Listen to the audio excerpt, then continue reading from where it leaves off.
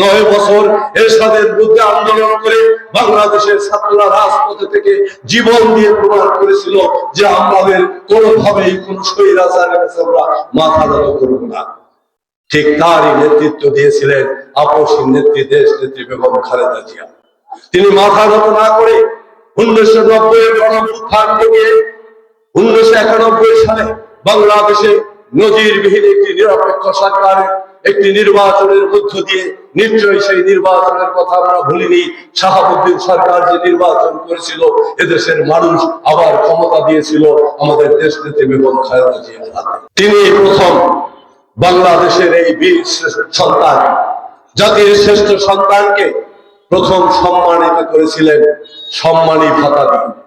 দেশ নেত্রী বেগম খালেদা জিয়া তিনি দেশের নিজে যেহেতু 1971 সালে 2 সন্তান সহ 9 মাস ক্যান্টনমেন্টে বন্দী ছিলেন, তাকে মুক্তিযোদ্ধাই বলা যায়। তিনি একজন মুক্তিযোদ্ধা হিসাবে মুক্তিযোদ্ধাদের উন্নয়ন করতে গিয়ে তিনি বাংলাদেশে প্রথম মুক্তিযোদ্ধা মন্ত্রণালয় করেছেন।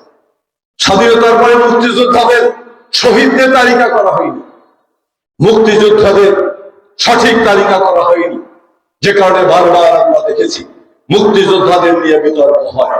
তাই বলছি, আপনারা যারা মুক্তিযুদ্ধ করেছিলেন, সময় এসেছে অন্তত পক্ষে আপনাদের সেই অস্ত্র ধরার শক্তিটুক না থাকলেও সত্যিকারের মুক্তিযুদ্ধের কথা বলে আগামী প্রজন্মকে মুক্তিযুদ্ধের দায়িত্ব দিতে হবে।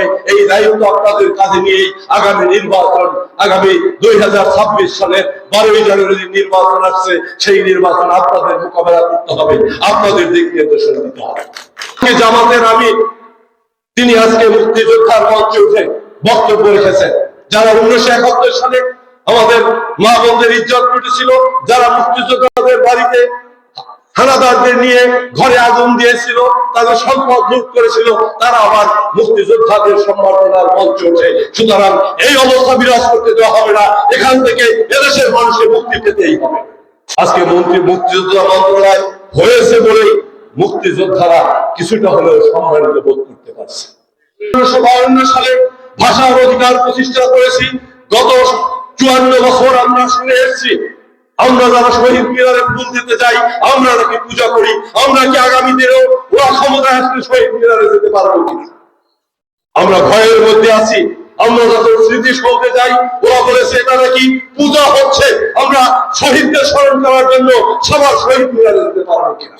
সোনার বাংলা আমি তোমায় ভালোবাসি, এই জাতীয় সঙ্গীত পৃথিবীর যেখানেই বেজে উঠুক না কেন, আমরা সেখান থেকে উঠে দাঁড়াই, আমাদের জাতীয় সঙ্গীতকে, আমাদের জাতীয় পতাকাকে সম্মান করি। ওরা বলে যাবে কি একজন হিন্দুর লেখা এই জাতীয় সঙ্গীত বাংলাদেশের জন্য নয়, আমাদের জাতীয় সঙ্গীত থাকবে কিনা সেই সিদ্ধান্ত আজকে আপনাদের নিতে হবে। 1971 সালে প্রতিশোধরা নিবে, সুতরাং আমাদের ঐক্যবদ্ধ হতে হবে। এখানে সরকারে থাকবে মুক্তিযোদ্ধার দল, এখানে বিরোধী দলে থাকবে মুক্তিযোদ্ধার দল। কোনোভাবেই পাকিস্তানি হানাদারদের যারা সাহায্যকারী তাদেরকে বাংলাদেশের শাসন করতে কোনোভাবেই তাদেরকে ভোট দেওয়া যাবে না।